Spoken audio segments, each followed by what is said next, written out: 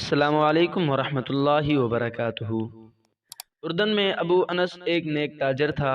اس کا چھوٹا بھائی یونیورسٹی میں پڑھتا تھا، جس کے جملہ اخراجات ابو انس پورے کرتا۔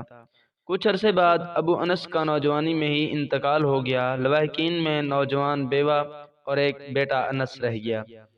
کچھ دن بعد ابو انس کا چھوٹا بھائی بھی اس کے گھر منتقل ہوا اور یہ آسرا دیا کہ مرحوم بھائی کی تجارت سنبھالنے کے ساتھ ساتھ یتیم اور بیوہ کی کفالت بھی میں کروں گا۔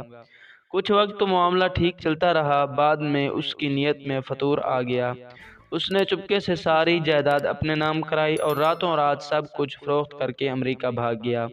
پیچھے یتیم اور اس کی ماں سڑک پہ آ گئے۔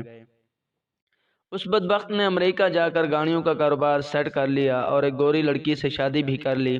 اس کا بزنس چمک اٹھا اور یہ ارب پتی بھی بن گیا۔ 15 سال بعد اسے خیال آیا کہ اب وطن واپس جانا چاہیے۔ یہ سوچ کر وہ اردن آ گیا اور پھر یہیں بزنس کرنے کا ارادہ بنا لیا۔ اس نے یہاں آ کر علاقے میں ایک بڑی جگہ خریدی اور اس پہ شاندار بلڈنگ بھی تعمیر کر دی۔ پھر یہاں بھی گاڑیوں کا بزنس شروع کر دیا اور کچھ عرصے میں ہی اردن بھر میں اس کا ڈنکا بجنے لگا۔ ادھر انس اور اس کی ماں انتہائی مشکلات سے رات دن گزارتے رہے۔ ایک خیراتی ادارے کی تعاون سے انس نے تعلیم حاصل کی اور اب وہ شادی کر کے نوکری بھی کرنے لگ چکا تھا۔ غربت کے باوجود وہ اپنی ماں کا بہت خیال رکھتا، مگر بدبخت چچا کو کبھی اس کا خیال ہی نہیں آیا۔ لیکن انس اور اس کی ماں کو سب معلوم ہو چکا تھا کہ وہ حرام خور وطن واپس آ چکا ہے۔ ایک دن ماں نے بیٹے سے کہا، ہمت کرو، جاؤ اپنے چچا کے پاس اور اس سے اپنے باپ کے مال کا حصہ مانگو۔ ماں کے کہنے پہ انس چچا کے شو روم میں پہنچ گیا، مگر چچا نے کھٹور دلی کا مظاہرہ کر کے اسے بھگا دیا اور کہا کہ آئندہ ادھر کا رخ بھی کیا تو فوراً گرفتار کروا دوں گا۔ وہ بوجھل قدموں کے ساتھ ماں کے پاس واپس آیا اور سارا ماجرا سنایا۔ بیوہ سوائے بد دعا کے کیا کر سکتی تھی؟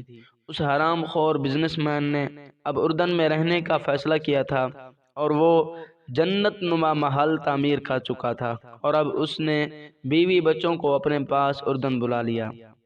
ادھر وہ لوگ امریکہ سے روانہ ہوئے اور ادھر یہ بدبخت انہیں لینے کے لیے اپنی نئی ماڈل کی پرتعیش گاڑی لے کر ایئرپورٹ روانہ ہوا۔ جب وہ ایئرپورٹ سے باہر نکلے تو یہ سب اس نئی گاڑی میں سوار ہو کر اپنے محل کی طرف چل پڑے۔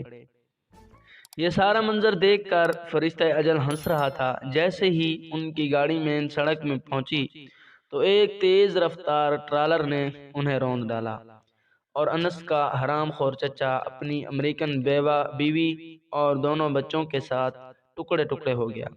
پیچھے اس کا سوائے انس کے کوئی نہیں تھا۔